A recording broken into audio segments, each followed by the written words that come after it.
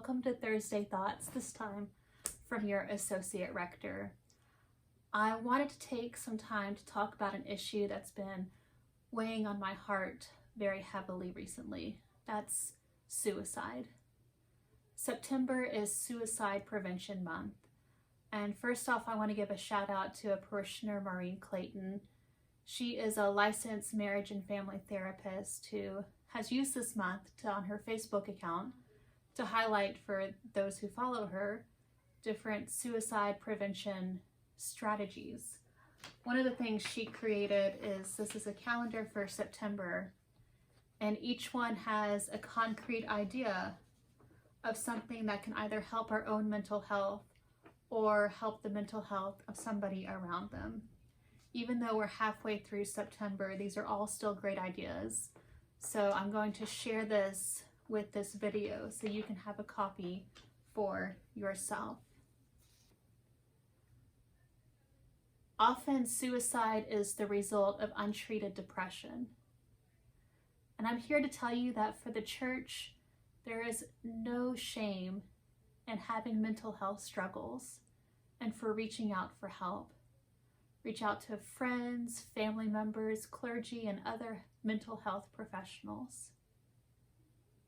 I think it's very unfortunate that a lot of people think church is the place where they need to seem put together and hide all their struggles. My hope is that church would be the opposite for people. Should be the first place that we feel okay mentioning it when something is wrong. Throughout the Bible, we see many people who struggle. The best example of this might be the Psalms. Now, I've heard it described that somewhere in the Psalms, you can find mention of every possible human emotion, the good, the bad, and everything in between. It's in Psalm 34 that the psalmist writes, "The Lord is close to the brokenhearted and saves those who are crushed in spirit." In the Bible, we also hear Jesus talking a lot about freedom.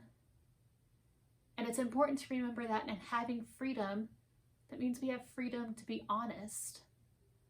Honest about who we are and what we're going through.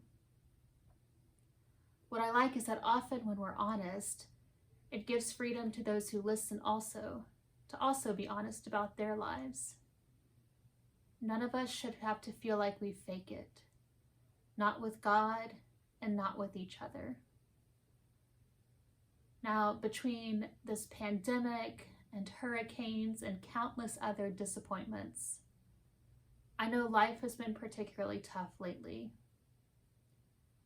Just because we worship a God of hope doesn't mean we don't feel the weight of grief and despair. And just because we believe in the resurrection doesn't mean we don't go through dark days. Ultimately, I want you to remember this.